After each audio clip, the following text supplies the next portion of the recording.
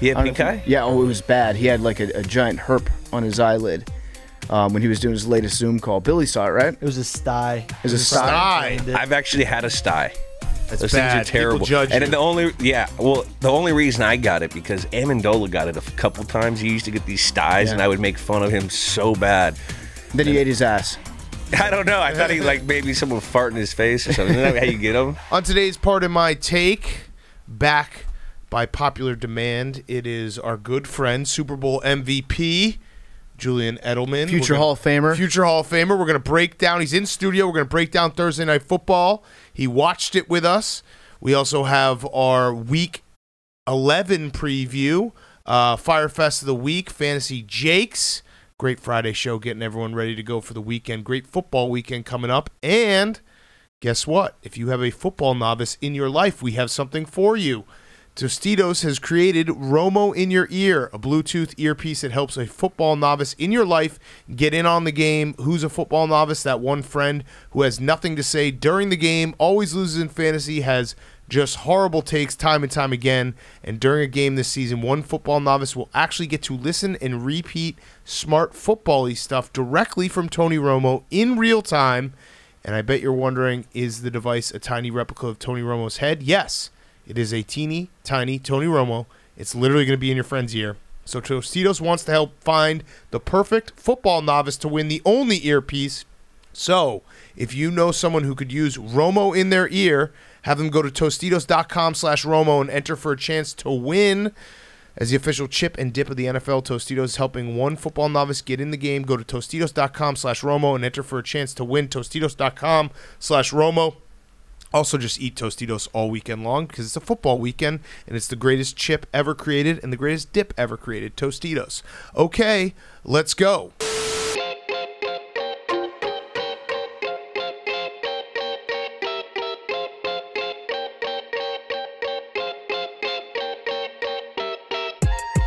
Welcome to Part of My Take, presented by Tostitos. Go to Tostitos.com/Romo right now. Enter for a chance to win Romo in your ear. Today is Friday, November 19th, and we just watched I would say the largest two-score blowout I've ever seen in my life. Technically a two-score blowout, but I feel like 16-0. There are two-score blowouts, and then there are two-score blowouts. 16. It might as well be 40-0 right now. Yes, and Matt Ryan has the saddest face in the world. Poor Matt Ryan. I'm going to say that because it's not his fault that his line couldn't block. They couldn't run the ball. They couldn't pass the ball. The Patriots. All right, let's start with this, Jules. So Jules is here. We're going to do this. This was actually much acclaimed. I told him this, and I think the squirrel in Julian Edelman, the undrafted guy who's always grinding, was like, people really like that? And I was like, yes, people loved it. So he was actually drafted, though. He's drafted, but you're the most undrafted. You're undrafted. You're a walk-on. Seventh round. That's undrafted. We both know that. But everyone loved it when we did it a month ago. We watched Thursday Night Football with Jules. We had him on to start the show. We're doing that again. So let's start there, Jules. Matt Ryan, how sad do you feel for him? I mean, it's tough. He definitely looks like someone stole his puppy on the sidelines. He doesn't have a dog anymore. He's dogless. We were talking during the game. If you were to have, like, we got the Romo in your ear, if there was Jules in your ear, it would just be a play, and then Julian would be like, that guy's a dog. That guy's got dogs. Yeah, you got to have some dog in you in this.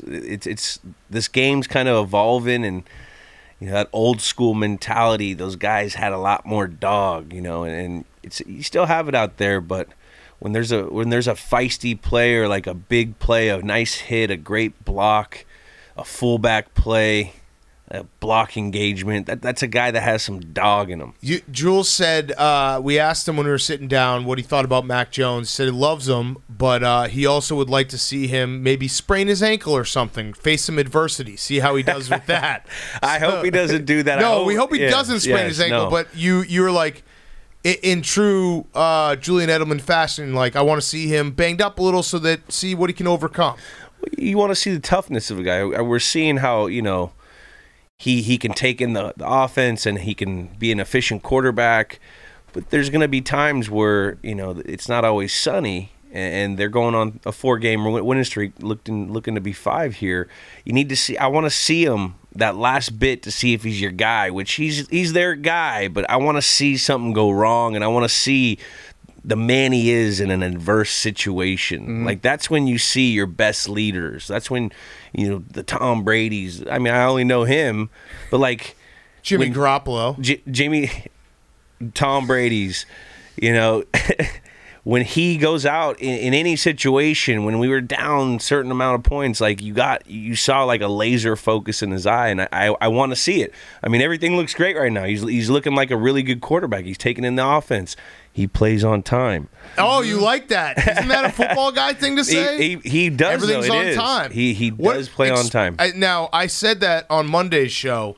I actually don't even know really what it means, so explain to me what playing on time is. Playing on time is like getting through your reads at the correct time, seeing if you have a hitch out there, it's cover 2, you see the trap corner, your eyes click automatically from here to your cover 2 side, you step up in the pocket and you deliver a catchable football. Like, those little things that guys do in the pocket, and when they're clicking from through their progression, that's when you start to see if a guy plays on time. When a guy doesn't have his feet set and he drops back and he looks over there, and then he looks late over there and he throws a ball at the guy's feet. That's because he's not playing on time. He spent too much time on the front side when he should have probably went to the back side. That's what playing on time means. His eyes are always in the right area. He's delivering the ball when he should deliver the ball in the cover 2 window, or when they're high-lowing a mic and he's hitting it right after the Mike linebacker on the rat. Like, those are playing on time kind of moments. And Mac Jones confirmed plays on time. He's playing on time right now. I've noticed that his drop back speed is elite. He's not a fast guy, but when he gets the ball in his hands, he takes that like 3-step drop. He actually looks fast when his legs are crossing over each other. Yeah. I actually heard through the grapevine that I think he's a 20-mile-an-hour guy. What? Wow. I heard he's hit 20 once. Like a legit 20 miles an hour? Everything's in a car? No, everything's GPS. Well, not like when they do 20s and stuff, they do conditioning. Like, they're always monitoring everything. I heard he's a 20 guy. I believe he's 20 when he does a 3-step drop or a 5-step drop. He's like deceptively fast getting back there.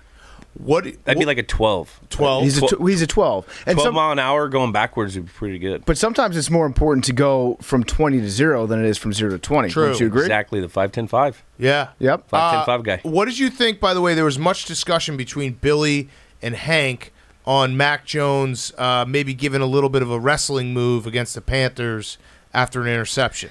I thought that was within the game. He didn't know who had the ball.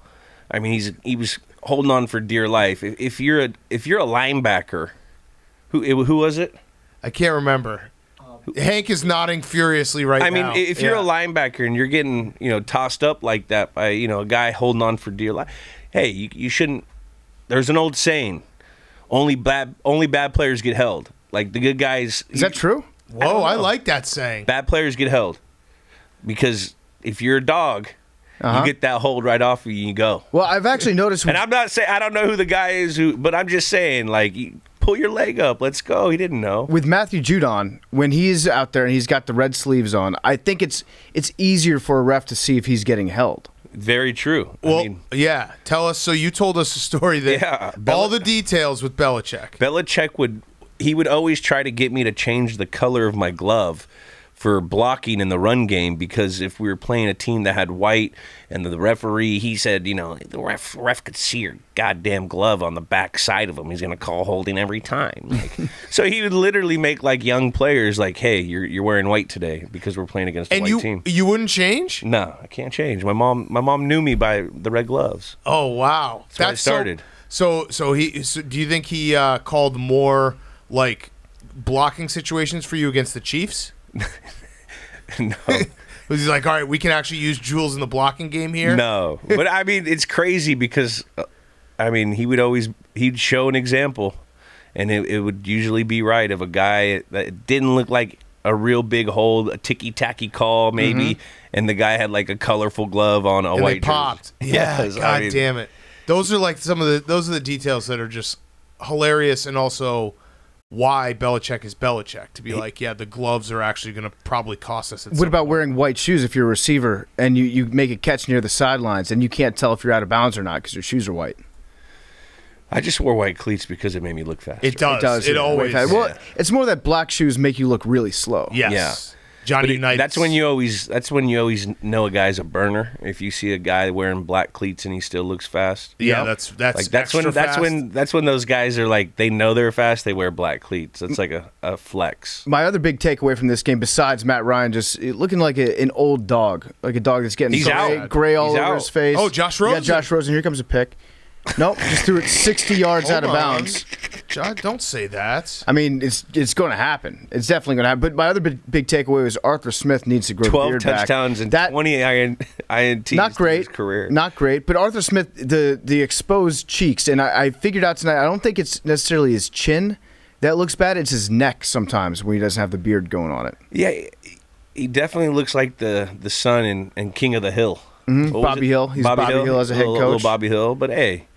You know, coaches, they do that. It's so look at there it is. Yeah, I told you there's a pick. Pick six. Josh Rosen, no. I called it. Pick six. And Kyle Van Noy. That shouldn't count as a pick. That should count as a half interception, like a half a sack, if it's against Josh Rosen. I just tweeted Josh Rosen comeback season right before he threw that pick. I told you. An old Texas A&M game, huh, Big Cat? Is he still there? Whoops. I'm basically Tony Romo right now. Oh, another big takeaway: Steve Belichick's massive pink eye just disappeared over the course of the last 24 hours. He had pink eye? Yeah, it was bad. He had like a giant herp on his eyelid when he was doing his latest Zoom call. Billy saw it, right? It was a sty. It was a sty. I've actually had a sty. That's Those bad. things are terrible. People judge you. And the only reason I got it because Amendola got it a couple times. He used to get these styes, and I would make fun of him so bad. Then he ate his ass. I don't know. I thought he maybe someone fart in his face or something. Isn't that how you get them? But then one day I came to work and I had a sty and he just wouldn't let me. Yeah. You asked for it. The other story you told us, when we were watching, there was a play close to the goal line, and you said that Belichick used to always teach you guys never reach out for the goal line. Yeah, you can't. I mean, unless it was a 4th down play or a 2-point conversion that you absolutely needed, because it's a risky play. I mean, you see time in and time again throughout the years, guys that go to try to do it and they slip the ball out, you get a touchback, or a guy comes in, hits it. The ball's more vulnerable, and as Bill would say, when you're carrying the ball, you're carrying the fate of the team, the upper division, the fan base, the region of New England in your hands. Yeah. I love that. Yeah, no literally pressure. He would break down the whole thing. Yeah, no pressure. I mean, you can tell players that don't reach the ball at the goal line, but when you add in the fact that hey, that's millions of people in your hand that you're about to disappoint, that's when it might sink in for you. Did you ever fuck up and do something? Oh, I did it a couple times. I did it once against the Bills. If it works, they don't care. If it goes the other way, But I was at a point, I was probably 7 years in, 8 years in. I would never have tried that within.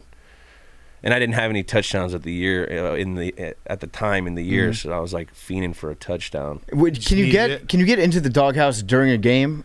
Has he ever benched you during a game, or is it always after watching the film, getting the all 22?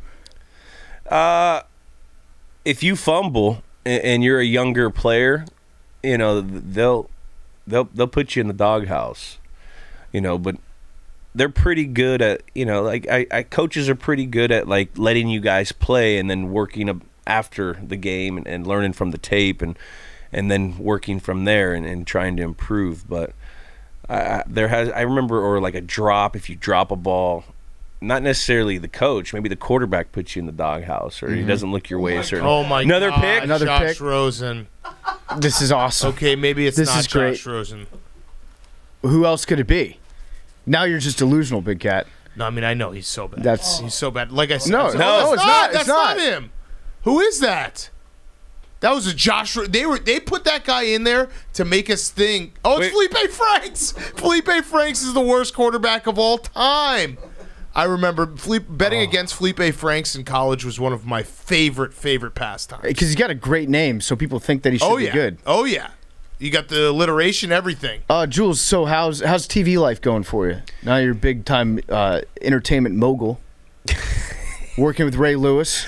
You started telling a story about Ray Lewis, and I plugged my ears because I was like, I don't want to hear this. I want to talk to you about it on the air because it sounded like a good one about how, I guess, one time, you see him in the hallways, everybody gives him respect. Always. Probably deservedly so. Yeah. But at one point, he actually, like, injured your ass. Yeah. I mean, he's knocked me out of a game a couple times. My rookie year in 2009, we were playing in the divisional round where we got blown out by Baltimore, where Ray Rice went for, like, 76 out the gate and opening drive. And I caught a ball, and Ray hit me, and he kneed me in my butt. Mm-hmm. And he hit me so hard, I had like internal bleed. I had a crazy hematoma where I instantly had to get an IV. They had to like check my vital systems. I couldn't sit down for like literally 3 weeks. I had full J-Lo butt on my right cheek. Literally like 6 times the size. I had to go fly with like a donut because it was the last game of the year. I wanted to go home. I couldn't fly for like a week. Did they have to drain your ass? No, it's too close to like a certain I don't know. I think it was close to an artery or something. Damn. But so you were thick. I was thick. You were all caked up. 2 C's. 2 C's. It was nuts. Gnarly. Rate these wins. Thursday night football, Sunday night football, Monday night football. That's tough because when you get a Thursday night game, it's tough to play in those games after playing on a Sunday. You have a short week. You could be banged up later in the year. So it's always good to get that Thursday night win. I always liked Monday night football. And then later in my career, it became Sunday night football was like the Monday night football. But I would probably go with the Thursday night win because then you get a mini bye. You get a baby bye afterwards. Baby bye. I like that. And then you also have, it was a short week. You don't get actual practice on the field. It's all walkthroughs. It's mental days. So then you get to, like, show the coaches, hey, guys, we got to win without doing actual, on-field work. So they won't make us do work next week. So maybe, hey, you give us a walkthrough on next Wednesday. Maybe. Would Thursday night And sometimes they would. If they saw it went well, if you had a good Thursday night game and we were kind of banged up, they would give us a Wednesday like light walkthrough or like a heavy walkthrough where they're kind of like jog throughs. Yep. With Thursday night football, from our perspective, and this might be totally wrong, is it always feels like Thursday night football, especially late in the season, it's like just do whatever you have to do to win. No style points. No if the game plan calls for just grinding it out, you grind it out. It's one of those situations. Is that fair? I would say that's fair. I mean, it's a completely different week than your team's used to, especially if you have a young team or a new head coach or any kind of new facet to your organization. Like, that's tough when you don't get to have that actual muscle memory. Everyone knows the schedule by this time of the year. You're on this body clock, and then you have something completely different. Right. I mean, football players are creatures of habit, and anytime you can go get a win on a Thursday, it doesn't matter how it is, it's still nice to get it done. Well, so last time you were on the show, you talked about running into Bill and him telling you, like, if you got to motherfuck us, then motherfuck us. Yeah. Because you're an analyst now. You're a pro. Full, yeah. So I want to open up the floor. I know it was a good performance tonight, but including all the games like the last time that we talked to you. You kind of did right after that. Yeah. I did. What did he say? It was like the week after, I think, he came on because it was when they were still kind of going through it. Yeah, but I'm going to give you the opportunity to motherfuck the Patriots. Well, I can't right now. They're playing pretty solid complimentary football. I don't like the turnover. I don't like a couple of the penalties, but I guarantee that's what they're going to hear. And like I said, it's a Thursday night game. Rookie quarterback. I mean, he hit the seam when the corners were carrying, not slooping. They may have had something different in a scouting report, and Dean Pease changed it up because Dean Pease played against us, and he knows that we're a tendency game plan team. So, there's a whole lot of factors. I got to watch the all 22. Oh, there we go. Film guy. I love that. Film guy through and through. Do you think the Patriots are they like Hank's talking soupy right now? Is that crazy? It's early. It's early. I mean, that's very Belichickian of you. Yeah, it's the truth. There's so many variables that can happen, and these next 4 weeks, this is cream season. This is like when the cream rises. The good teams get really good. You gotta hope for the best in the injury department, because that'll derail you. You know, you go out and lose someone, lineman or this or that. You know, it always all has to come together. They're starting to perform and get better each week. You can tell just through their confidence level how they're playing on offense, defense, and in special teams. But it's still early. Just nodding his head. Did you see, by the way, that clip of Mac Jones doing an interview in August versus doing an interview last week? I haven't. And Belichick has completely taken over his brain. Like the one in August, he's laughing, he's having fun.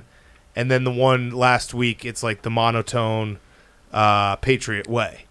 I think he's probably, he's seen how big this is. You know, you don't want to go out there and he's probably hearing, you don't want to give bulletin board material. Of course, everything that Bill preaches, but like now he's starting to feel like, hey, he's becoming the face of that organization. So like, let's just worry about what we have to worry about, because that's what they preach all day long. Like, they do so much to like basically manipulate your mind into like, we have to go work, improve, have to go work, improve. So much information that you don't even get to read the press clippings or the Twitter or this, that. Like, there's a lot of like cutting down, pruning of the trees over there, and when you're flying high with the Patriots, coach makes it harder. It sounds like the best possible version of North Korea. Like if they got results. They won Super Bowls. Yeah. If North Korea had won 6 Super Bowls in the last 20 years. Kim Jong-un was walking around with rings. Hey. Everything would be looked at differently. Yeah. History smiles upon winners. Yes. And also, like, it goes back to what you're saying about the football. Like, when you're giving a press conference, your words carry the weight of the entire organization, everybody in ticket sales, the vendors, everyone that lives in the state of Massachusetts is counting on you to not fumble the ball. Rhode Island, Vermont, it's New Hampshire, all New England. Yeah, so half of Connecticut. Yeah. So what is New England? Would you say that like really far northeastern New York is that New England? No, I don't think so. No, that's Buffalo. You don't play for them? I mean, if they support, they support. But I don't play anymore. I'm an analyst. Yeah, so speaking of analysts, let's talk about the league overall, because you do talk about the whole league. You watch the film on the whole league. Inside the NFL streaming on Paramount Plus. It's one of my favorite shows. It's been one of my favorite shows for a very long time. Adding Jules just made it even better. That's not because you're a friend, but that's a fact. So PFT and I had a discussion last week about soft teams. I'm not gonna have you call anyone soft. So I'll flip it the other way. In your estimation, who are the top 3 toughest teams in terms of, physicality, hitting, the way that they play offense and defense? Who are the 3 teams that you're like, those teams are tough and they play man-on-man football? Right off the top of my head, Tennessee. You can't say the Patriots. Well, I mean, they're they are in there, yeah. What defines a tough football team? A hard team. This is what defines a tough football team. Okay. A physically tough football team, from what I was taught from some guy named Bill. A tough football team can run the ball, can stop the run, and can cover kicks. What teams do that the best? Baltimore, Patriots, Tennessee. Like those are 3 teams that I think of hard, tough football teams. I'm not saying there's not other teams that are, but right off the top of my head, I'm saying, I mean, look at it. Patriots have 2 running backs. They probably just ran for 160. Lamar and that whole gang over there with Baltimore, they're running the ball. Everyone runs the ball over there. They control the game. They stop their defense comes up with big plays and big situations. Tennessee's doing the same thing, even when they don't have King Henry. So that's what defines a tough football team to me. That's what I was always taught. Someone who could run the ball, someone that could stop the run, and someone that can cover kicks. That part is interesting to me. So cover kicks is part of being a tough football team? That's field position. And that's tough. What about the Cowboys? Ooh. I wouldn't put them above those guys. Those aren't. That's not tough. What about the Bucks? Because we were part of the discussion was when the Bucks play defense, the style of defense they play when they have everyone out there, they seem like a tough football team. Where, from my perspective, a tough football team is when you're watching, and a guy will get stopped at the line of scrimmage, and there'll be 5 defenders tackle him at once, where everyone swarms to the ball on every play. Yeah, I think they're a tough football team. That defense is fast. They're sideline to sideline guys, but they also can plug the middle and they can run the ball with Leonard Fournette, Jones in the backfield. That's when they play their best football.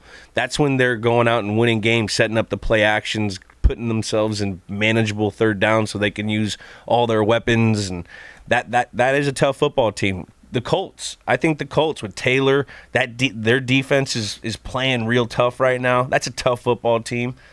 If Carson just settled down. I mean, Carson's having a weird season because he's actually playing. He's playing well, good, but the problem is his few interceptions. He's only thrown a couple. Doy plays. Doy-doys. And they stick out in your brain. Bad. You're like, what's going on here? Bad. Yeah. Bad. You know what? The Steelers want to be tough. Their defense is tough, and they have a tough coach. I like Tomlin. He's a tough guy, but they're not utilizing that run. They're not built for it yet. Yeah. What about the other side of the coin? I won't make you say it, but I'll say it. The Rams are soft. The Rams are a soft football team right now. And part of it, I think, has to do with bringing a bunch of guys in. That's always got to be hard, right? When you add guys mid-season. I mean, they're getting a bad rap right now just because, they've been lighting it up in the beginning part of the season, and they're on a little skid. Primetime skid, too, doesn't help. Yeah, but it's actually a compliment when I call the Rams soft, in a way, because they have expectations. They should be a good team. Yes. They've got all the talent, and they've got some very tough players, but for whatever reason, they're striking me as the S word. By definition, what's tough? Covering kicks, run the football, which they're not doing, right? Stopping the run. And then stopping the run. What do you do to a team that has a lot of guys that like to rush up the field? You run the football. You run the football. You run the football. So Von Miller, getting that addition on there, he can beat a guy one-on-one, but you also know where he's going to be. I mean, we'll see. I haven't got to dig into that tape quite yet. But those are the teams where you usually run towards those types of guys because, on third and long, third down, when they know it's a pass play, those guys pin their ears back and they come after the quarterback and they do a damn good job at it. Yep. But I mean, if they do that, they have that same intensity. You throw a screen, you run the ball towards them. Do they want to run? Do they want to two gap and shed a guy? When they're trying to get up the field. I mean, that's what you usually do against those kind of tight end, those DNs. You saw it the weekend before when the Patriots played against Garrett. What'd they do? They slowed him down by running at him. They slowed him down by throwing screens at him, and that's tough football. What do you think's wrong with the Chiefs? Or is nothing wrong with the Chiefs? I think they're getting better. I think the Chiefs are getting better. They're playing smarter football. I think over years of having success, you put a standard out. And whenever there's any kind of blips or there's any bumps in those roads, everyone wants to just jump ship and say, oh, this team, what's going on? It's just because they've done so well in the last couple years. And we all know, they have this backyard style football where they go out, Patrick Mahomes runs around, he finds his guy and makes a miraculous play, which are like, oh my God, how'd he make that play? And those plays haven't been going their way this year as much as they want. Yeah. So the last couple weeks, what have they been doing? They've been taking care of the football. Their defense has been very opportunistic and playing situationally very well on third down. But they're also they're doing better on first and second down, which that creates that third and short where instead of playing that prevent defense that everyone's playing on them when you're in 3rd and 10 and you're putting 2 guys on Kelsey, you're putting a safety over Hill, and for whatever reasons the other guys aren't doing what they're doing, or Patrick may not trust them right now or something like that. But when you have it in third and manageable third and short, then they got to play the sticks, and then you can start hitting those deep patterns, and they're finding their way. They're creating these screens. They're doing a bunch of reverses, try to get better situational play in the first and second down, which we saw these last couple weeks. So it'll be huge for them when they get Allaire back this week, and hopefully they use them. Yeah, Allaire. Jake? It's kind of like Eclair. Hilaire? I think it's Allaire? One of Jake's all-time Clyde biggest Edwards fuck-ups. Hilaire. F-U-C-K ups. What did I say, Allaire? No, he Yeah. said Hilaire. But it was before I checked. If I was calling his game, I would have prepped properly. Yeah, that's true. Correct. That's true. It's Hilaire. Allaire. How it's spelled? I think it's Helaire. But it's French. It's like Cajun almost. Yes. What about another team I think is pretty hard? The Green Bay Packers. They are a hard team. I mean, they just lost Jones though. That's gonna hurt. Bortles. Yeah. Was Bortles there? Yeah, he was there. The boat? Yeah, they brought him in because he had the Seahawks playbook, and then they cut him loose like yesterday's trash. But yeah, they're losing Their their running back. defense is playing lights out right now. They're playing tough football, and I would define them as a tough team. Yeah, and the backup running back might be harder than their starting running back. What's his name again? AJ Dillon. He had a good game last week. Yeah, his quads. He's big. Yeah, insane. big legs. Big boy. All right, so let's finish with this. Well, two things. One is, have you changed your Super Bowl prediction? I said Bills I'm giving you a chance to change your Super and Bowl Green prediction. Bay. Okay, have you changed it?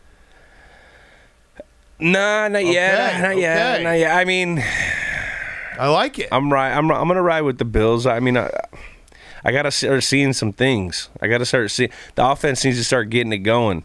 Come on, skee ball. That's Dayball, the OC over there. Skee ball. Yeah, he's bald, so we used to call him skee ball. Did he ever get you with an Imagine Dragons or a D's Nuts joke? Always. What was it? Do you remember any of his good ones? No, but he would literally it was dad jokey when he would do it though. Like, you know what I mean? Like, he'd try to get you and like ski. I mean, you've already said it every day. I've heard them all. Yes. One last question about the Patriots. Would you say that maybe a knock against them right now is they don't have any like real weapons on offense? I think they do have weapons. I think they have a lot of weapons. The addition of Henry has been really good. He seems to become like a red area target for Mac. Aguilar, he had a big catch last week, the touchdown on the seam, or was that not? He had a touchdown tonight. Tonight, yeah. On the zone, you're seeing his speed. Jacoby, he's doing very well on third down. I mean, he's a really good football player, good route runner. Aguilar, Nelson, I mean, they got some weapons. I like when you say red area. I'm going to start doing that now. That's what they call it. Yeah, that's how you know that a guy's played football, is like when a small change in dialogue, because you don't say red zone. I've never heard you say red zone. Yeah, that's what we used to call it. Red area. The red area. Red area offense. It sounds a lot cooler that way. It's like I'm pretty sure Bob Diacchio, who the civil conflict is this weekend, I think he tried to start calling it the blue zone, and it was like 22. Yeah, it's a 22-yard line in. Yeah. That's really where that's the you can fringe. judge a team's offense. That's when you're really technically- changing things. So technically, from the 35 to the 20, they call that the fringe. Okay. What about from 35 to 35, midfield? You're in other people's territory. The middle eights? No, the middle eight? That's you why preach that? you'll see a lot of teams when they hit that fringe, and some teams even count it to like the 40. You'll see the red area, the fringe shot on first down. That's like the classic Bill Cowher, which I miss. Every time they would get the ball over the 50-yard line, it'd be a trick play. Fringe shot. Yeah, Gadget it's play. like, boom, Yeah. Antoine Randall, you're up. Last thing, have you gone out with Billy yet? Because I know last time you were here, you guys were going to plan on going out I haven't. together. I was in L.A. for 2 weeks. So what the fuck? I got to bring my guy out, get him out of Hoboken. Do you think that Billy could hang with you? Yeah, dude. He can hang. Going to a club, you think Billy could hang? I don't go to clubs. I go to So the club though, not the club, but the club. Oh, in the club. Well, you don't go to clubs, but you go to clubs. No, I go to like restaurants. Oh, okay. Would Billy be a good restaurant guy? No. You'd have to order for him. He would want to order extra to bring it home with him. We'll get you doggy bag, buddy. Yeah. Let's go. Always. Oh, last question. There's a guy on Twitter who is called PMT Commenter. I think I follow Commentator PMT. Uh-huh. And he said that, Great Jules, you DM'd with him for an entire season thinking it was PFT. 100%. Oh no! What was he saying? I don't even remember. I was like, yeah, that was funny about this one take. All right, so he says, fully, full true. You said I don't know how you doing, Bubs. I was catfish. He responded, "Football's back. Best time of year. Stay safe. Best of luck." I would say that. Yeah. I don't know. I think you would say that. Commentator PMT. Yeah, commentator PMT. Not a big reader. Not a big book guy. No, respect. For the entire season, Jules DM'd with I kept on thinking, like, why is this guy not verified? Yeah, right. He said, yeah, I know. It's fucked up. They made me get a check. Right after the Super Bowl against the Rams, he started a dialogue with you, and you thought it was PFT. Full. That's amazing. Yeah, shout out that guy. That's a legendary. I give that guy permission to DM anybody. Listen, I'm not going to be a narc. He actually said he's not going to be a narc. Yeah. So he shared one DM, but it seemed like he played it respectable. Like he wasn't trying. What's his avatar? Is it part of my take or is it mine? It's you with Nick Cage over your face. Okay. And then me behind it. Okay. Maybe it's Arthur Smith.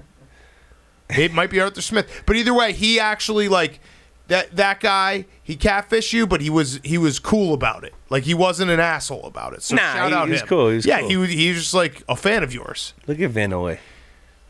He's just doing the post game. Well, because he's high stepping after that pick from Josh Rosen. That post game's got to feel pretty sick when you're like, oh, I'm gonna come sit here in all my my gear and just be like, I won this game. This is awesome.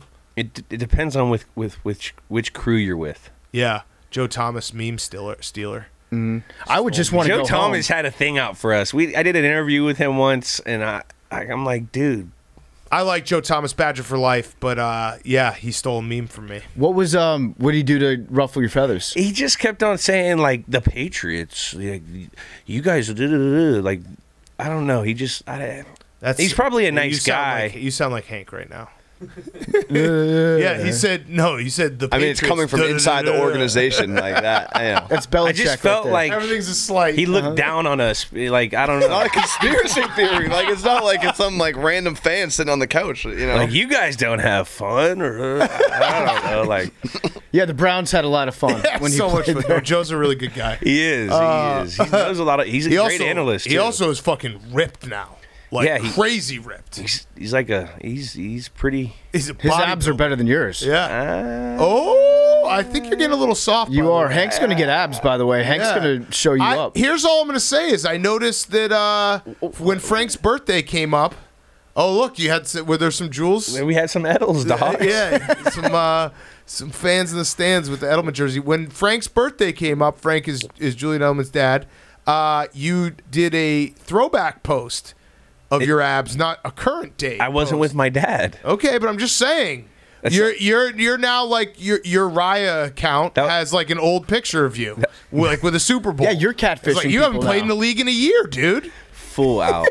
Full has You're still been. fucking holding on to the glory days. Right now. If you do get in the Hall of Fame, you should make sure that your bust goes down to the waist and you have a six pack. And then when they put the shirt on you, you're not wearing any shirt or the jacket. You're not wearing a shirt underneath. That would be tight. That'd be tight. If you go to the Hall of Fame, we're not going to get crazy. What? We're not going to get crazy. I wasn't going to say we're going to introduce you, but I was. The party the night before that you throw. Let us make a toast.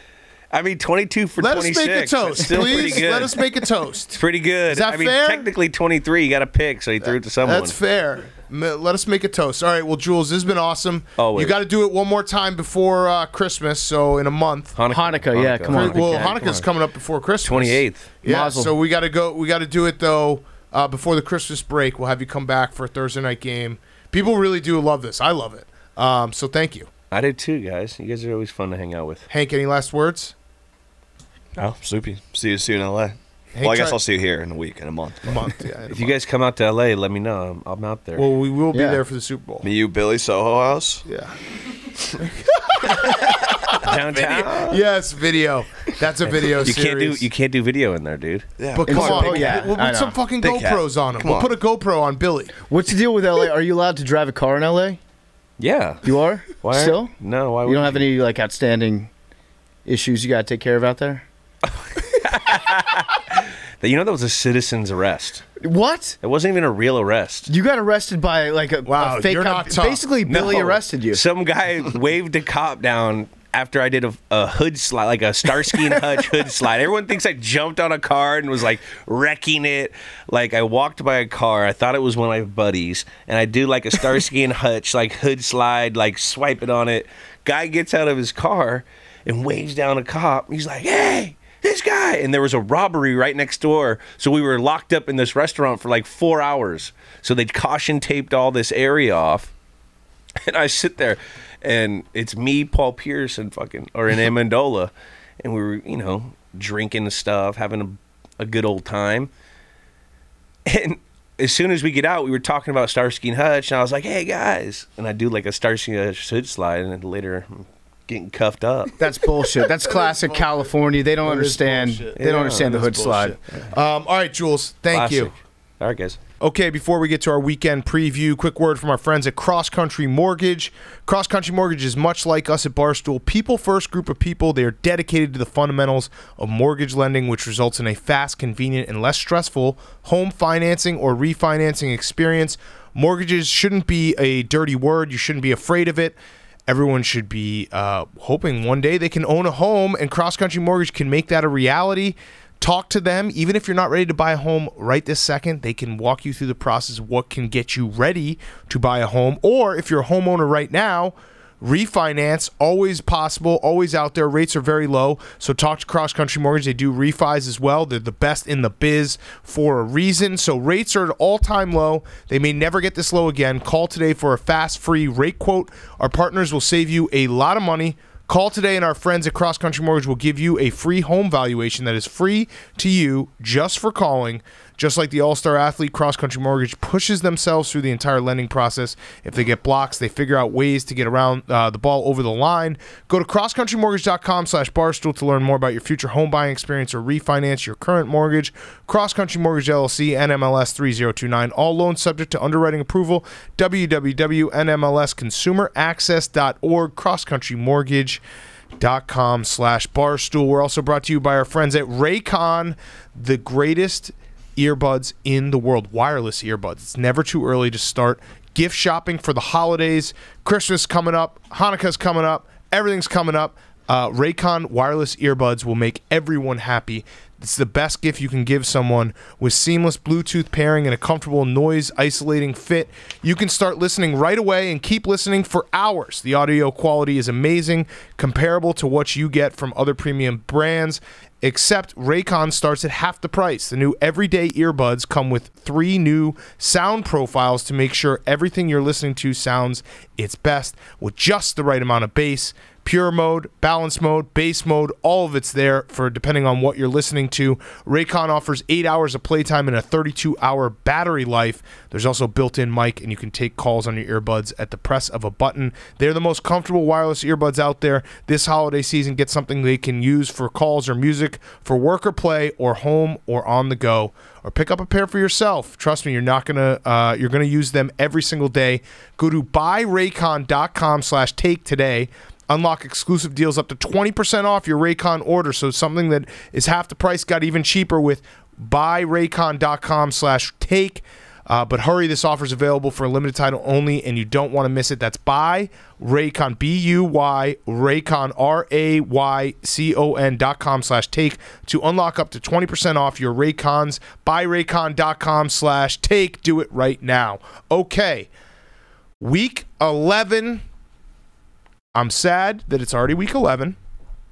I have to just say it. I just have to say it. I know that everyone doesn't like when I do this, but I want to remind people that the football season is fleeting. It's an hourglass, and when college football has 2 regular season weeks left, the hourglass of time is, I don't even know what the end of that saying is. The sands of time are slipping through her fingers. There it is. Like sand through an hourglass. Boom. How do you like that analogy? That's Spin good. Zone. We only have 7 more Houston Texans games to watch. So that's cool. That was such a nice little Sunday that we had last week when the Texans were never on our programs. Yeah, and the Bears. It's nice to have the Bears involved. Shout out Matt Nagy, by the way. I don't know if I'm sure you guys saw, but his quote today where he said no one's to blame but everyone. for the Bears losing streak. That's a true leader. I think General Patton said that. The spin zone is like, it's saying he's part of that. He's included in that. So he's saying like it's literally everyone's fault. It's mine too. If you look at it from a global perspective in the butterfly effect, how every single thing causes every other thing to happen, he's right. Yes. Everybody that has ever lived on planet Earth is directly responsible in some way for the Bears' record at this point. It's no one's fault other than everybody's. That is a true leader right there. That's a guy who's willing to stand up in front of everyone and say, hey, guys, it's everyone's fault, which is essentially saying it is my fault. I just can't stomach to say it because I know I'm a failure and a buffoon, and everyone hopes I get fired. Yeah, when he talks to the media, I've noticed this about Matt Nagy. He sounds like if Buddha was really depressed. Buddha Ben? No, he sounds like the Buddha. The Buddha. Like the guy in charge of the entire religion. Yeah. If like the Dalai Lama woke up one day and was just really sad, and his entire life teachings developed a more nihilistic point of view. He's like if Veep met NFL football. Like he every time he gets in front of the press, he walks off. He's like, I nailed that. Yeah. But you see that? You see that? What I did there?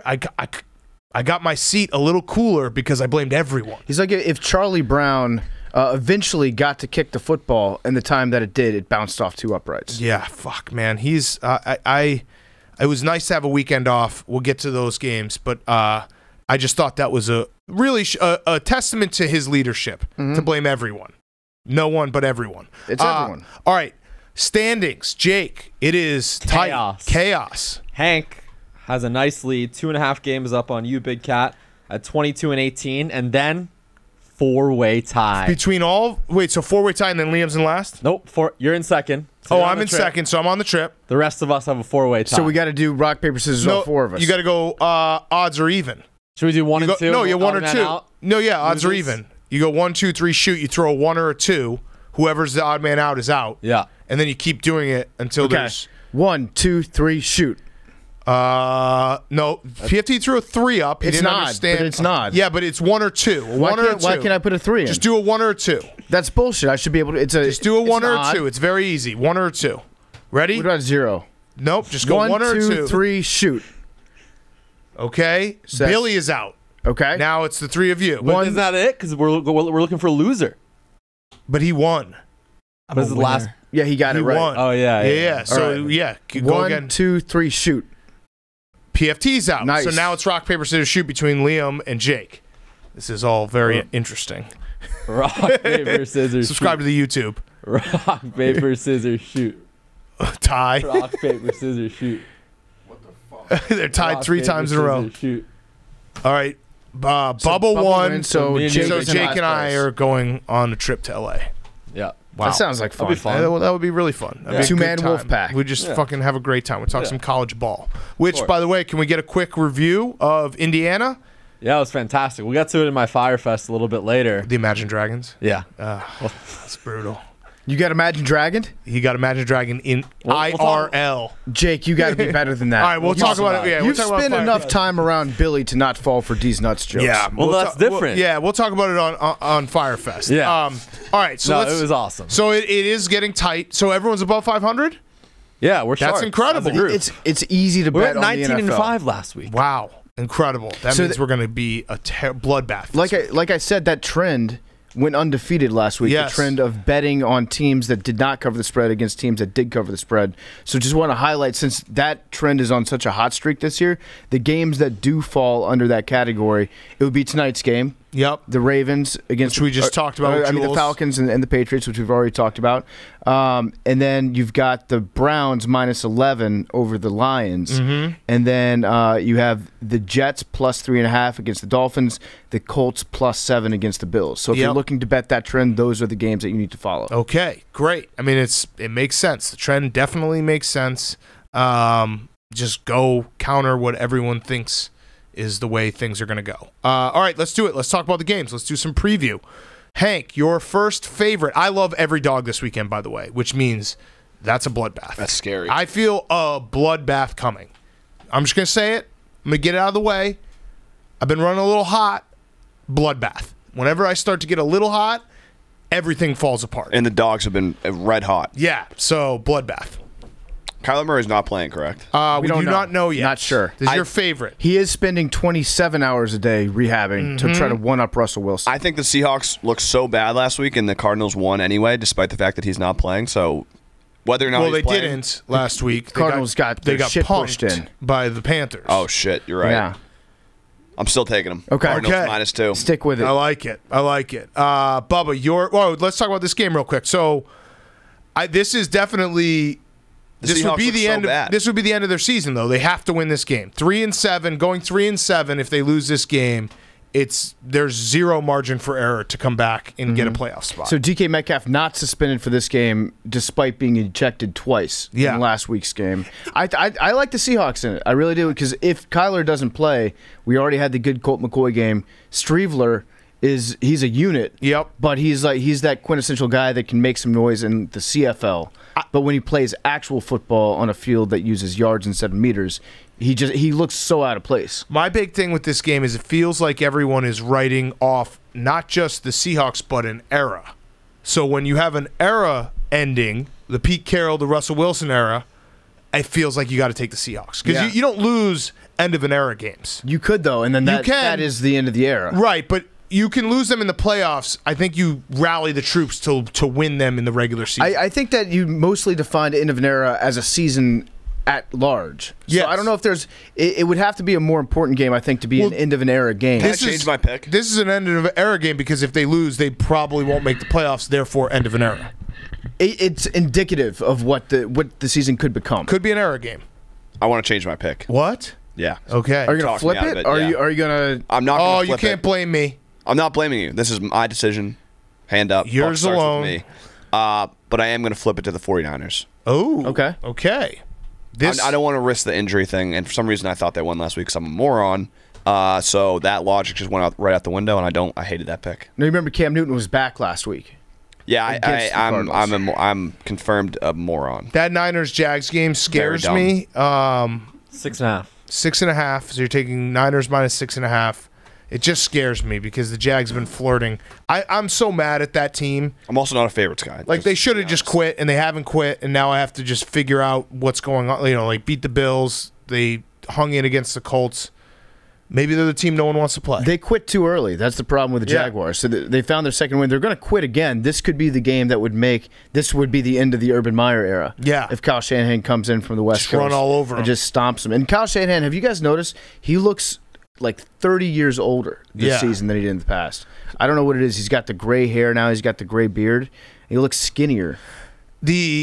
It's also, like, fucked my head up, whoever made the analogy that he looks like Kendall Roy, because then I now associate all of Kendall Roy's characteristics with, like, Kyle Shanahan, like, sitting in a meeting being like, I want my Twitter to be off the hook. Yeah, or if his dad, if Logan Roy was just like dark red all the time. Yeah, Mike Shanahan, Logan Roy. If he had a better tan. Yes. All right, Bubba, your favorite. Going back with the Bills, -7. Ooh. Okay. Yeah, I took them. Playoff matchup from last year. Bubba, I don't know if you know this. We're discounting the Bills as a bit on this show. Yeah, it was a bit. It was a total bit. Does that change your pick?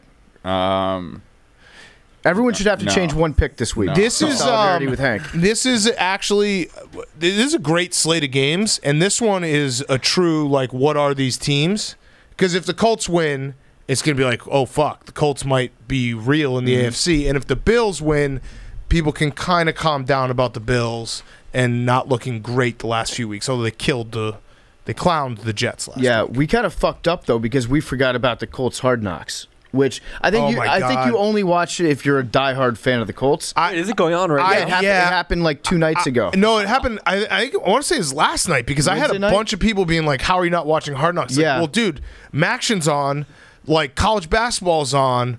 I'm sorry, like, NBA's on. I can't watch Carson Wentz walk around and not say anything for an hour and a half. I think that's going to be one of those shows that I just watch strictly through the lens of the memes that come out of that show. I'm going to piece together what happens in the show by the still frames that I see posted online the next day. And as far as I can tell, the big takeaway is that Jim Irsay just got up there and started banging on the table and singing "We Will Rock You" after a game, like just screaming at the top of his lungs. I like that. And it was awesome. It looked like the coolest scene ever. Again, I didn't watch it. Yeah. But I'm in favor of Jim Irsay singing at any point. All-time Schefter tweet to think that people were like, remember when he was like, there's big breaking news coming. The Colts are going to have Hard Knocks in the middle of the season. The series that we all have kind of been over for a few years now, let's do more of it when there's actual football on and we don't have to watch, HBO shows and be like, oh, fuck, I wish there were football. Yeah, no, that's a no for me, dog. The other thing that I saw was... you like that, Hank? Yeah, it was good. Little exhibit? Frank, wait, was that Exhibit? No, that's Randy Jackson. Randy Jackson. What was American Exhibits? Idol.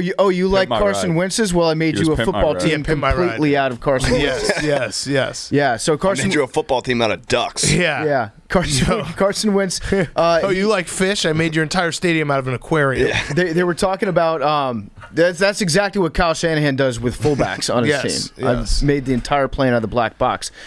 Frank Reich scouted Carson Wentz. I also saw this in a meme from Hard Knocks last night. He scouted him by he gave all the quarterbacks problem solving and IQ tests during the draft, like online ones. I assume they're the ones that you just get like in your email, like play this IQ test for free here. Right. And so he had them take the test twice, and the second time that they took it, he just started screaming at them and spitting on them and throwing hats and shit across the room and telling them that they sucked.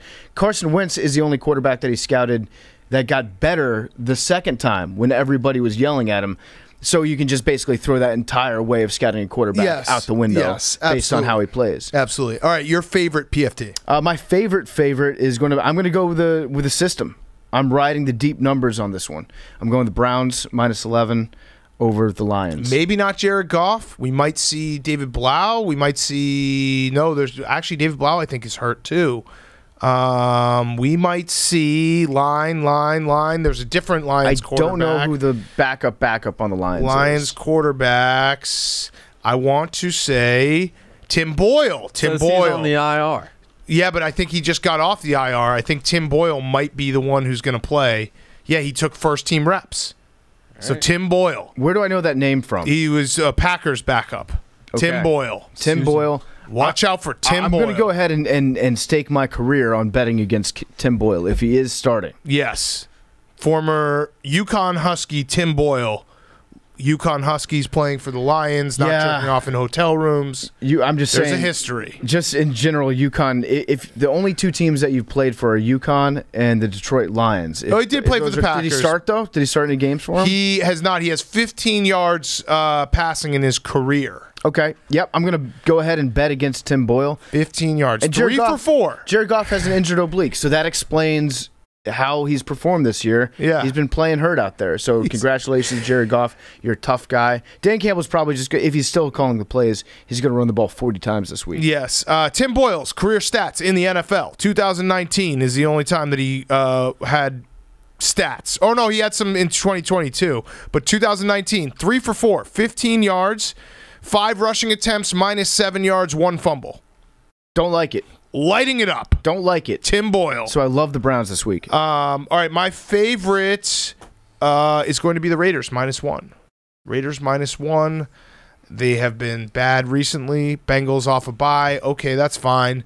I think this is a line in the sand game for both of these teams who can keep their season going forward.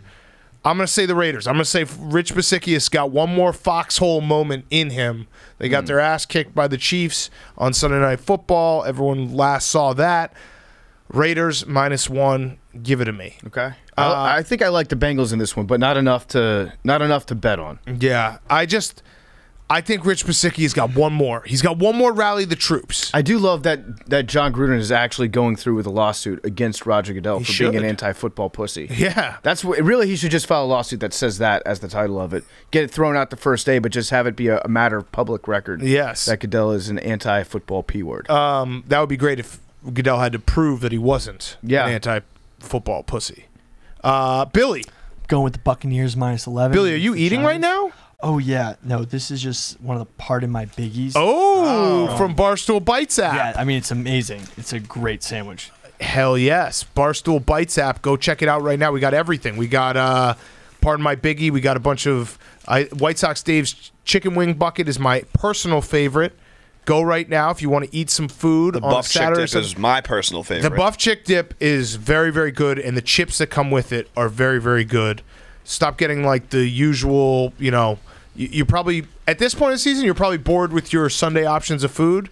Well, guess what? Barstool Bites app has everything that you want and more. I like the Franz Frickles because they're fried pickle chips that are sliced in the chip fashion, not in the spear fashion, so you get more surface area of the fried. That was a weak bite, Billy. I thought you were going to really... That was a weak bite. So go right now, Barstool Bites app. Go download it. You can download it from the App Store, I think, and you can go to barstoolbites.com. You can order food anywhere and get it delivered right to your house. And also, if you put in code Barstool, you get $3 off orders of $15 or more. So barstoolbites.com, Apple Store, Google Play, Barstool Bites. Download that app. Use code Barstool. You get $3 off orders of $15 or more. Awesome, awesome menu items. Perfect football menu right to your door. Okay, so Billy, you have the Bucks minus 11. Mm-hmm. Daniel Jones, you know they are wearing their Color Rush white uniforms. Did you know that? I did not, but I don't think the Giants have ever performed well in their Color Rush. Is that true? Statistically, maybe. I think they've Isn't always this where he lost. got his first win? He did. Sure is. He did. Yeah. Yes, he did. He did. Saquon might be back. Might be back, but the reason I'm saying this is because last week Tom Brady had a 1-minute press conference Yep. and basically You're okay. was pissed off as fuck. This week, I don't think he's going to let that happen again. And if you remember last year, there was a Buccaneers-Giants game that was way too close for comfort for the Bucs, Yep. and I think he's going to avenge that. Yes, But that Giants, was also a Monday just Night Football. Giants game, against Tom Brady in general. Yeah. Bad history for him. So he's going to be pissed off. Might press a little bit. Do we know, is AB coming back? Is Antonio- most important player. Is he coming back to that offense? Because that's a big difference. Are you trying to win this game? Not really. Okay. Okay. Not really. Not really. If you did, it would be okay, but you're not Yeah. really. Okay, got it. Jake, your favorite. I'm taking the Ravens -5 against your Bears. I like Only it. off this stat. I think I did it a few weeks like ago. it. The Bears are going to win. As a starter, Lamar Jackson 13-0 in the regular season when playing on shorter rests against the team's opponent. The thing that's going to make me most mad, I'm pre-mad about the Bears, is that the Dolphins, I don't want to say there's a blueprint to beating the Ravens, but the Dolphins did blitz the hell out of Lamar Jackson and made it very difficult.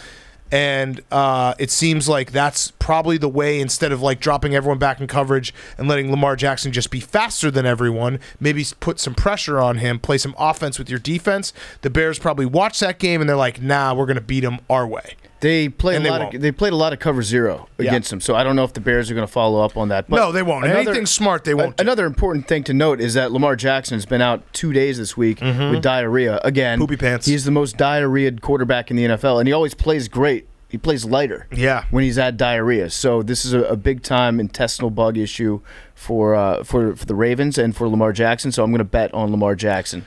Yeah, I'm not very excited about this game. I just want Justin Fields to look good. But yeah, it was a nice break last week. Not having the Bears on Sunday could kind of just clear your mind and not have that anxiety.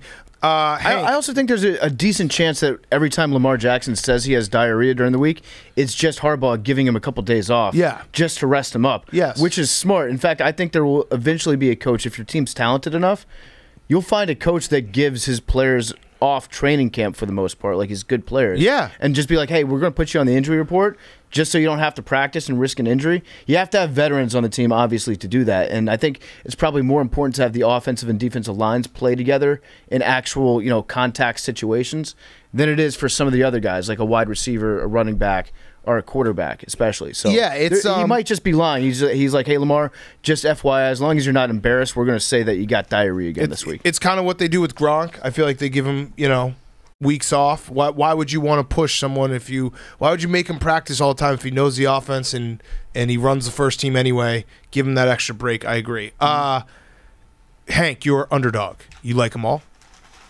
I don't like them all this week. I'll probably Interesting. take them all this week, though, because I love my underdogs. You don't like them individually. You love the concept of them.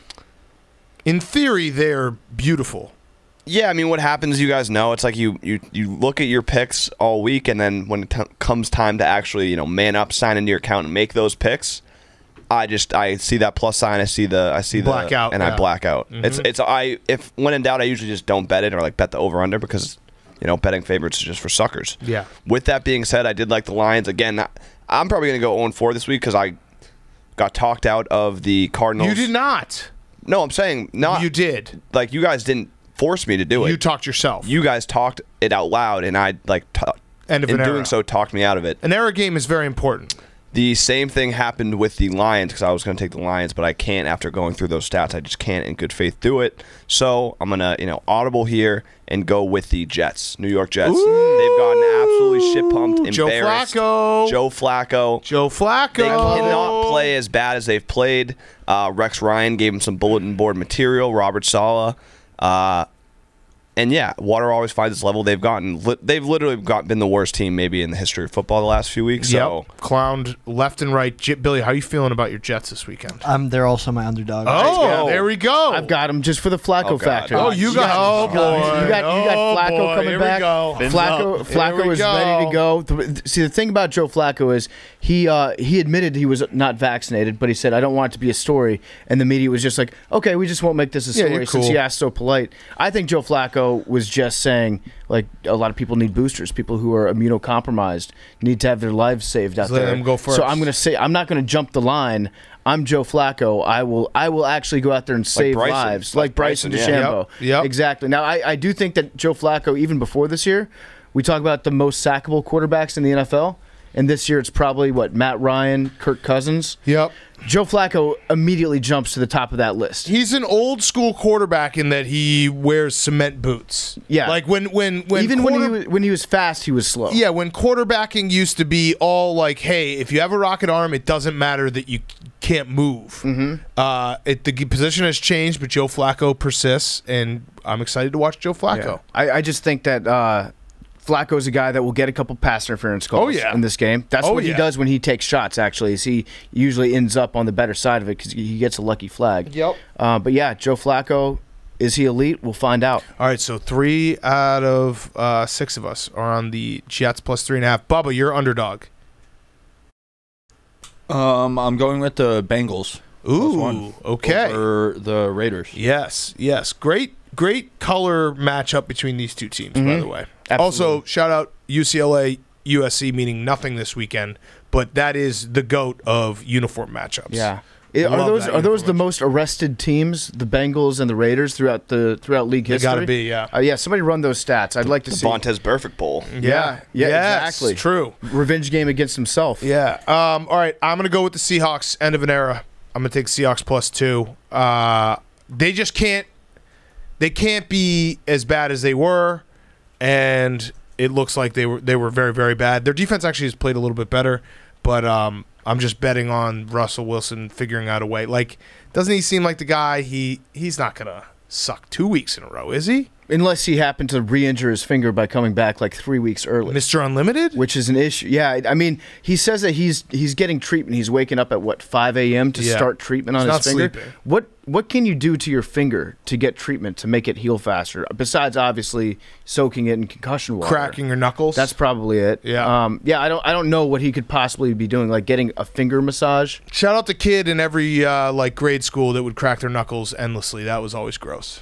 You were a knuckle cracker? No, I'm a knuckle cracker, but you know what I'm talking about. There was always one kid who would do it like nonstop, and it was like, all right, dude, we get it. You can crack your knuckles. I used to have a back trick that would freak people out. Yeah? You want to see it? Blow it out?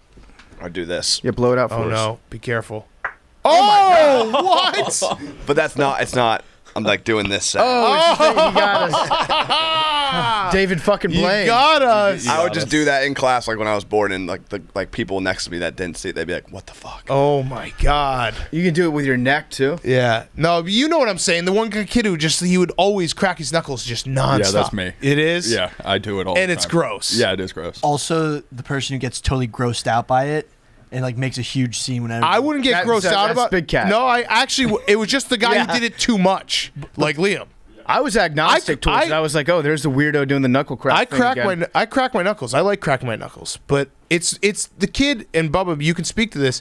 It's like they crack their knuckles and then they can still crack it. Like if I crack my knuckles, I can they're do it, cracked I can for do the it day. at like any point. Yeah, right. Like I don't that's, know why. Okay, yeah, that's weird. Like if I crack my knuckles, it's cracked for the day. Done. Bubba's just cracking all the time. He's cracking it. All right, Billy, you have your underdog, Jake. Taking the Saints +2 against the Eagles because Trevor Simeon's a Manning, and he addressed it publicly. He did. Yeah. So what did he say exactly? He's like, I've heard this. Yeah, he said he's heard it before. I love it. I love it. I also, this game reminds me of what happened. PFT, you have a better memory than me. In 2014, Fact check, false. The Saints Eagles. Did something happen with the TV during that game?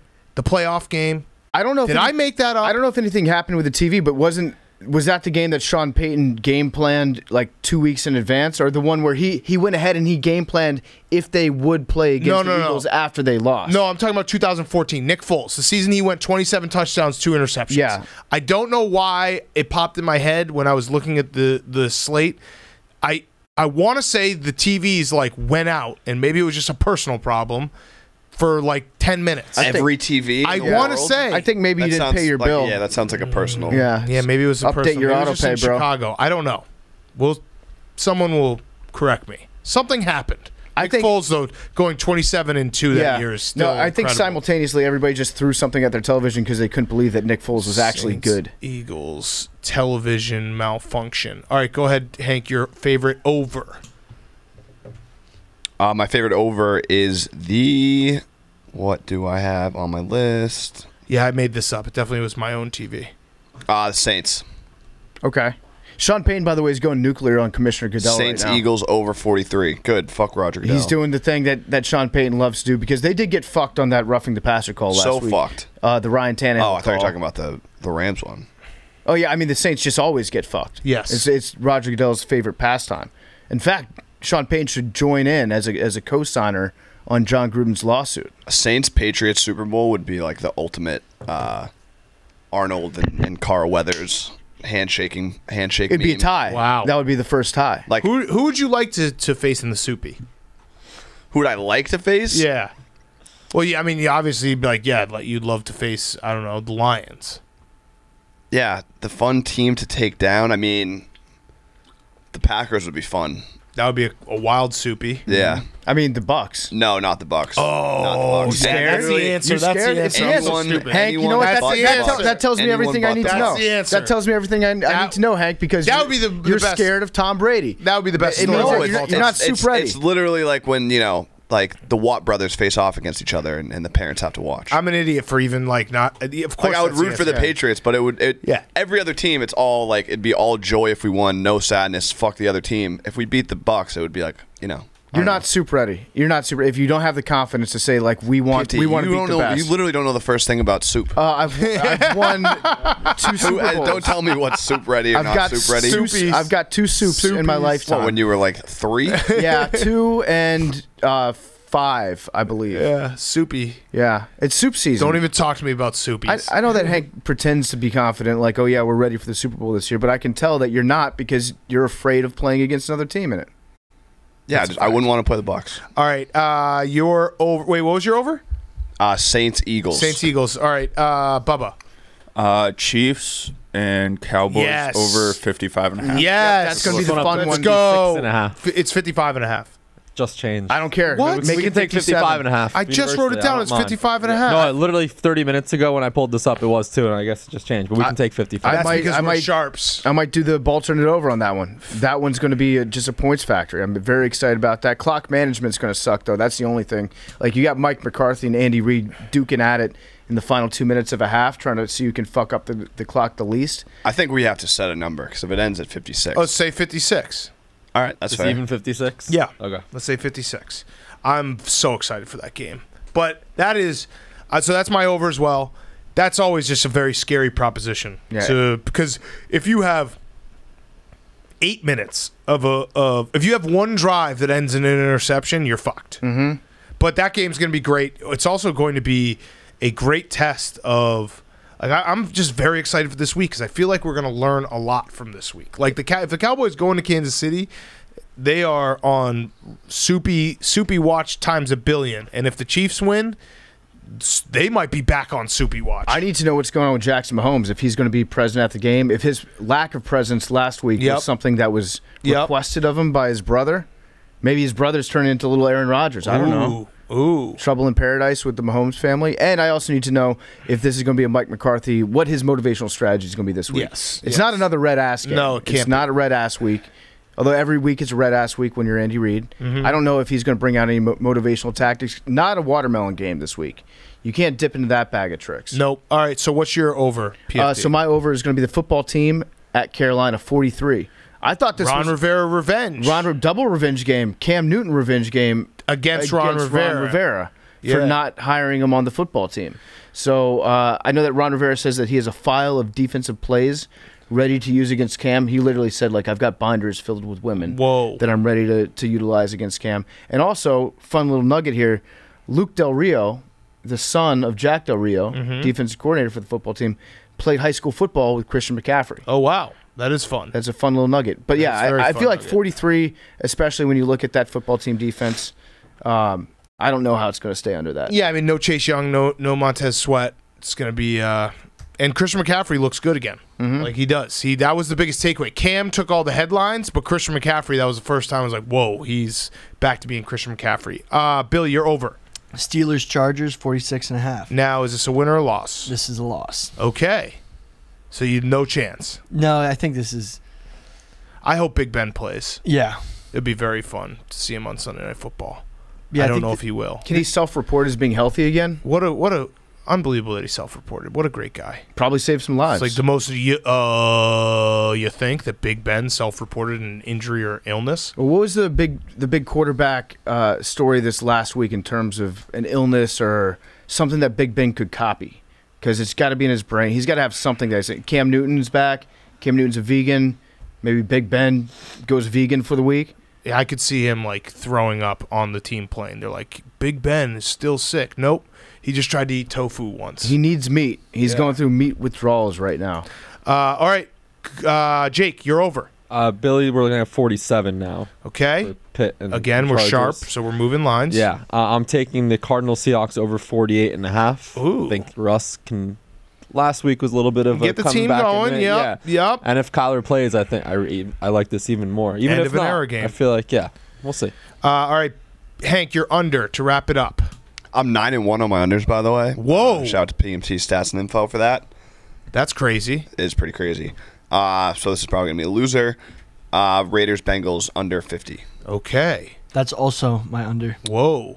We got dueling unders here. Are we on like all the same picks here? I think so. We're Very on similar. Jets and Raiders Bengals. All right, Bubba, yours? I have, who is it? Texans, Titans, under 44.5. I just feel like that's an ugly game. That could also be like, that could end up being Titans 40, Texans 3. Yeah. And still hit that under. Although doesn't it feel like this is the perfect spot for the Titans to have a letdown spot? I think they're going to win the game, but they've just been playing playoff teams. They've been rolling every week. Now they play a Titans or Texans team that is like not even a real team. That might be. Just look at that as an underdog. Hold your nose. Are we doing Mills Mafia again? Or are we still on? No, Tyrod? it's Tyrod's back. It's still Tyrod officially back. Yeah, because they had the bye week after the Dolphins game. All right, you're under. I'm going to go Niners Jags under 45.5. Just gross game. Probably not going to watch a second of it. Nope. It'll cut in occasionally on Red Zone, and it'll be Siciliano doing the thing where he's like, and watch this big play, and then somebody fumbles the ball on like the 20-yard line. It's going the other way now. Yes. All right, my under is going to be the Colts and the Bills under 49.5. I think the Colts are going to try to run the ball, play a little clock management, not let Carson Wentz make any mistakes.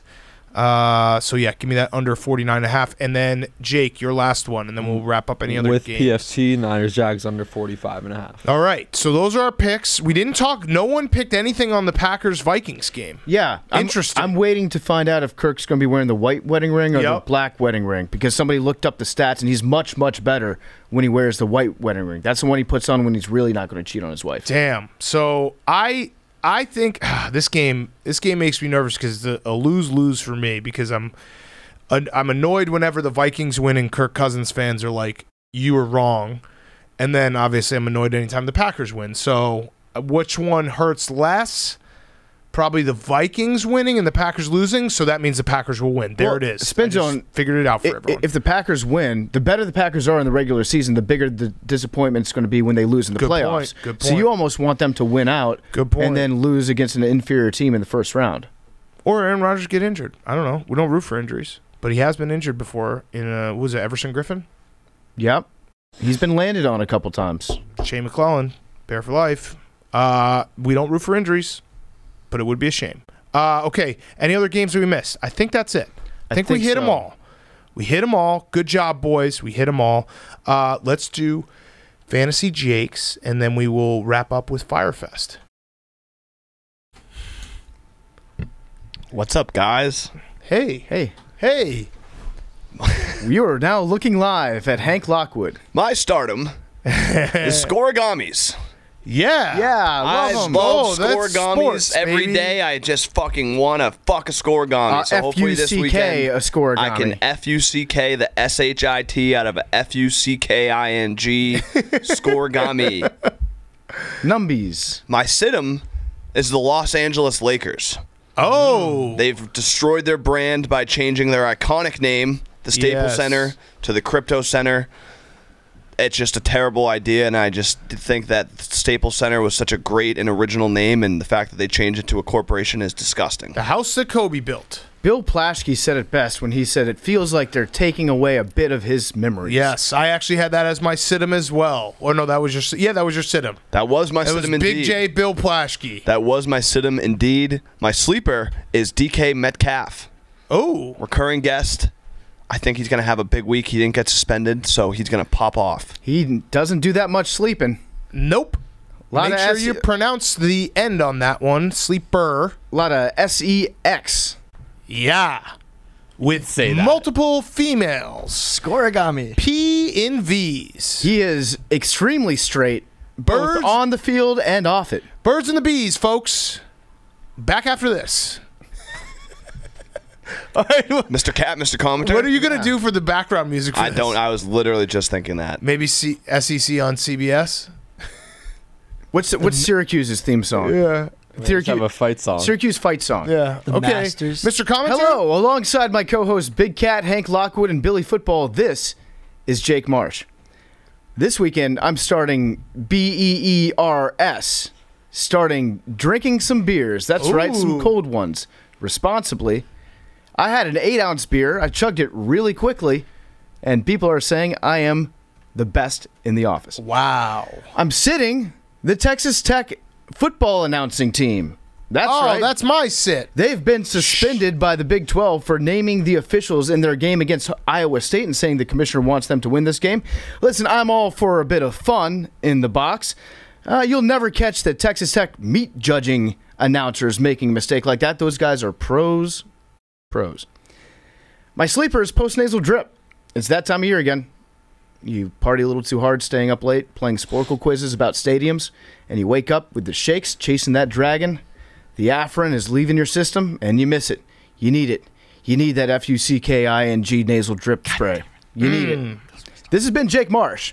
Back to you, Big Cat. Thank you, Mr. Commenter. Both my sleeper and my situm has been taken, but that's why I went to Syracuse Journalism School so I could think on the fly. My stardom is flu shots. Everyone's talking about vaccines. You got to remember, flu shots are also important.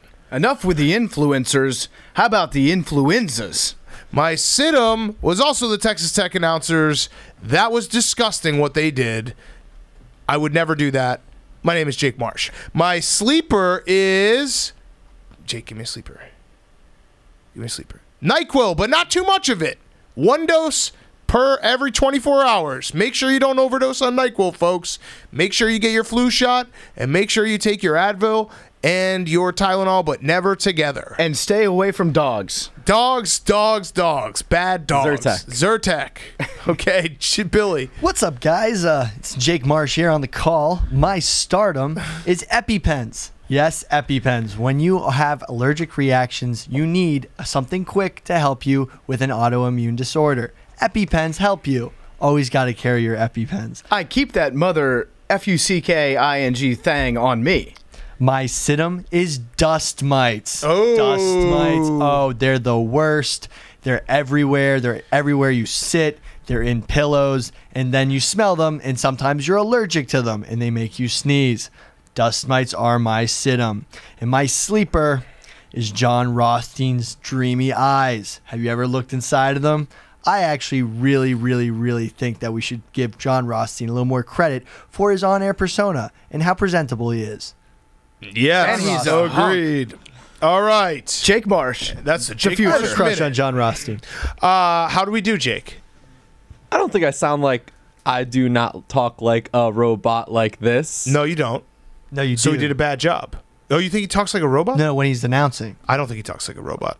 That'd be bad. But that would be very bad. I welcome the criticism from Billy. I thought that's how it's supposed to You're sound. not the first one to dislike it. You won't be the last. Jake, what do you, Oh, what do there you we think go. about I the was taking a Texas shot. Tech, the guys that got suspended for this week? I think when you're a homer, you have a lot more slack. They didn't curse. They didn't say anything like disrespectful. There's criticizing They were just mad. officials. So, yeah. Jake, did you partake? You were in Indiana. Yeah. Did you partake in the sloppy seconds chant? No. Okay. And that was my guy, Steph Smith. Okay, all Vermont right. transfer. Yeah, that was disgusting. Yeah. Yeah, it was I disgusting. would never do that. Disgusting. Can't Yeah. believe college kids would chant something. And There was a New York Post article. I saw that. I was ridiculous.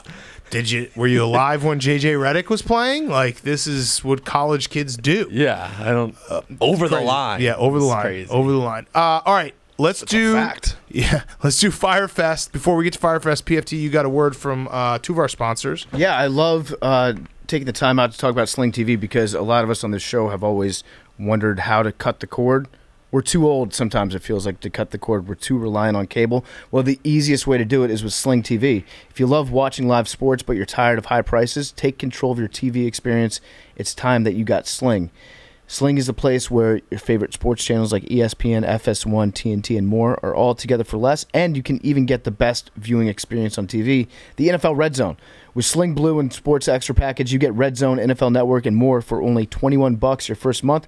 Plus, watch past episodes of Part of My Take, The Yak, Stool Streams, exclusive new Barstool content for free on the Barstool Sports channel on Sling. Sling's easy to set up, super easy to use, no contracts, starting at just $35 a month. Sign up now, get your first month for just $10. Whatever you're into, Sling's the place that you can get it. Go to sling.com/barstool to sign up now. Get your first month starting at just $10. That's when you go to sling.com/barstool. And our Fyre Fest of the week is going to be brought to you by ZipRecruiter. If you're a business owner, it can be tough to hire top talent for your team, especially when you're competing with other businesses to find the right people. So you can get the hiring edge on ZipRecruiter. They have an invite to apply feature that lets you invite the best candidates to apply for your open roles. Now you can try it for absolutely free at ZipRecruiter.com/PMT. Invite to apply is very easy. When you post a job on ZipRecruiter, you start getting the most qualified people sent to you really quickly. Then you can easily review recommended candidates and invite your top choices to apply with one click.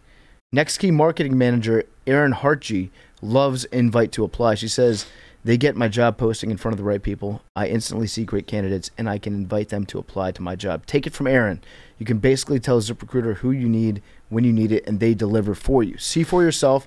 Go to ZipRecruiter.com/PMT. ZipRecruiter.com/PMT. Try ZipRecruiter for free at ZipRecruiter, the smartest way to hire. All right, let's wrap up. We got Fyre Fest of the week. Then we'll send everyone to a great football weekend. Hank. So my Fyre Fest, I've been going to a chiropractor once a week due to my back injury. It's been getting a lot better. Blew your back out. Blew my back out. Shout out to Tom Kern in New York City. He's been taking care of me. But this Tuesday, I go on Tuesdays. This Tuesday, we had things move up. We were doing the show early. We had an interview early. So I moved my chiropractor up early. Was just run a little bit later. I usually like to have my coffee and bagel before I leave. Do everything I got to do on this particular day. I was running a little late. I took my coffee, my bagel on the train with me. I was kind of eating and going on the road. So by the time I got to the chiropractor, we were doing all these stretches and moving up and down, and I had some gas, morning gas. Ooh, had yeah. to take my Little morning gas shit, bombs. and I was obviously trying to hold it in, but then he's like, all right, do this exercise where you're like bending down and bending forward, and I'm trying to hold it in, and I didn't even try and squeeze one by because I wouldn't try and do that, but I was standing up and one just like came out. Was it an audible one? It was audible-ish, but not audible enough to be like, I didn't say anything, but I was like, He knew. I think he heard knew. it. Yeah, of course he knew. Now, was the impact? Was it smelly? It was not smelly, thank That's God. good. That's good. But he knew. It was, yeah, it was, he definitely knew. I definitely probably should have said something. I've been thinking about it all week, how awkward it was. So that's my Fyre Fest of the week. Yeah, That's a brutal one. We need to get you doing squats to make your ass bigger because you can't hold in farts with that thing. No, I can't. I mean, It's like trying to stop the tide with a I'm toothpick. on a mission for an ass and a six-pack. I forgot about the I'm in six-pack. constant pursuit. Me too. Yeah, it's Super coming. Bowl. Yeah. All I need is an ass and a six-pack. Soupy six-pack? That's my goal. Okay.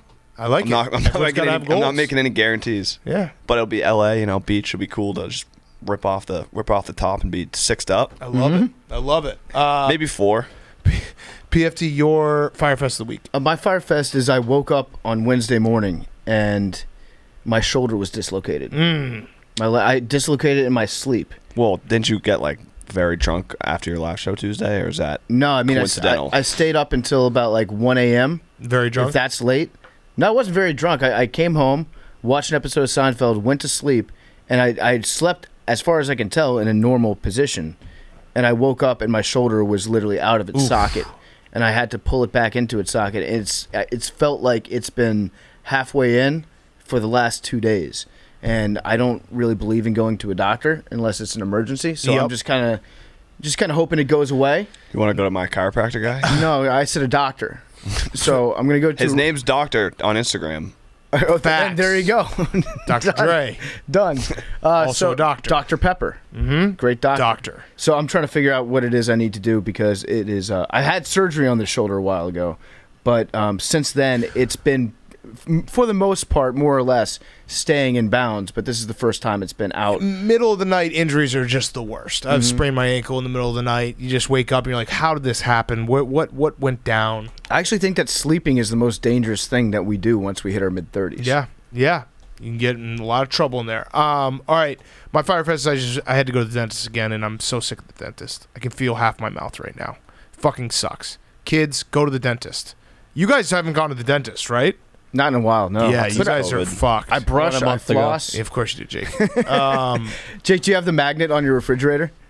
No. I'm finally, though, caught up. This was my final, hey, Dan, you're a fucking moron. You didn't go to the dentist for 5 years. I'm finally good. Now it's going again will be key, but I finally have caught up to all my past errors. I have a theory about dentists. I think that sometimes you go there. If your mouth feels fine and you go to the dentist, sometimes they put little holes in your teeth and they're like, oh, I found a cavity. You're going to have to come back. Yeah. You My let 'em dentist in. is great, so I appreciate my dentist. Got me fixed up, but goddamn does it suck walking out of there and being like half a face. But you get the laughing gas. Yeah, but then when they take it off, it's like I want that all the time. I just want to walk around with the nitrous going to my brain, have holes in my brain, like the fish slot. All right, Billy.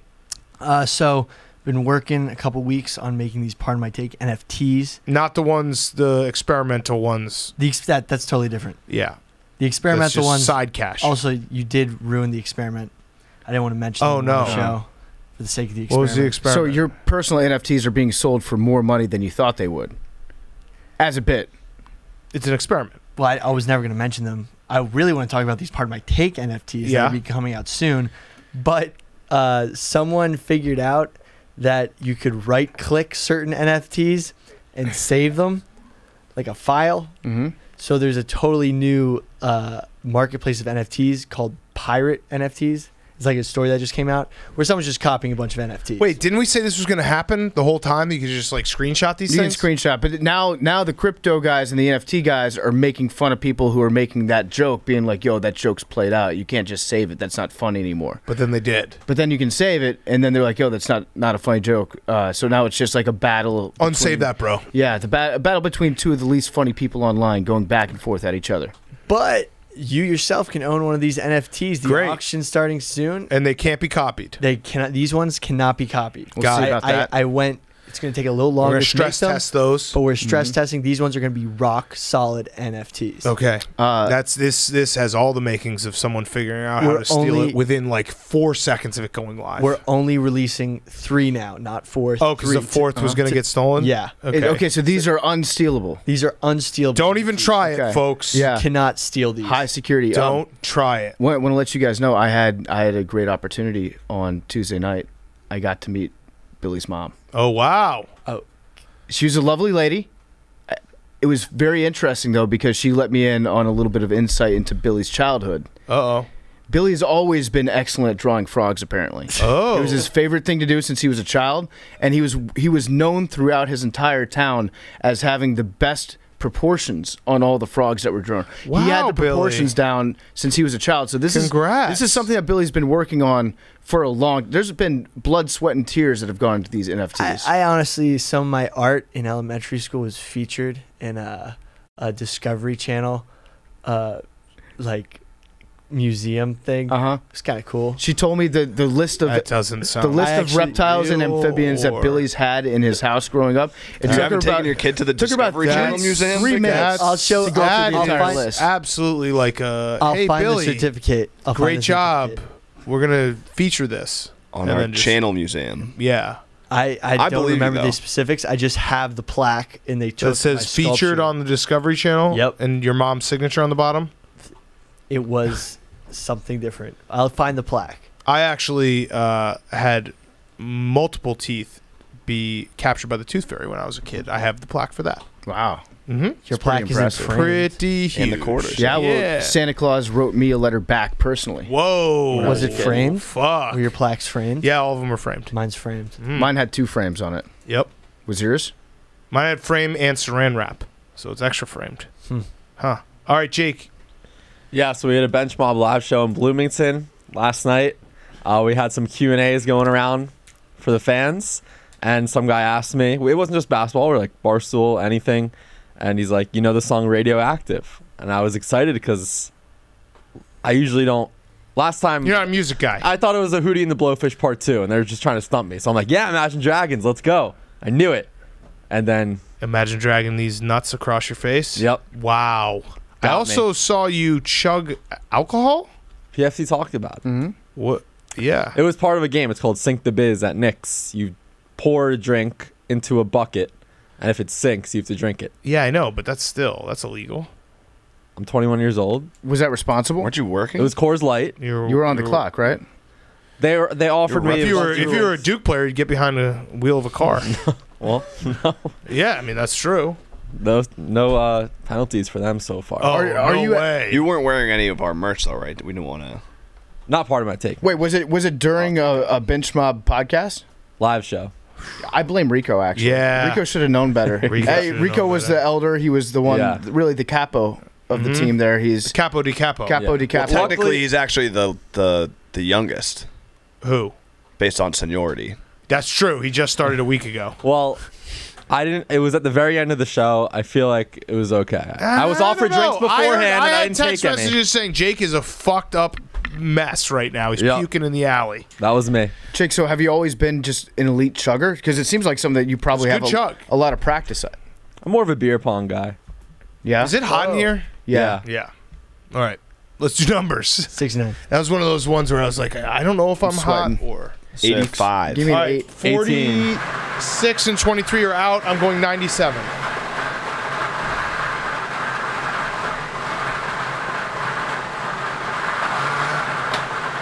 Three. Third time. Contrary to popular belief, goldfish actually do have memories. Oh. But it's just 6 seconds, right? No, it's actually a little longer. How long? 7? You can train them to do tricks, and they'll actually remember how to do the tricks. Really? So Larry knows when it's time for him to make his picks? Exactly. Could you train them to fucking kill themselves because they suck at gambling? They do that themselves. Okay. Love you guys.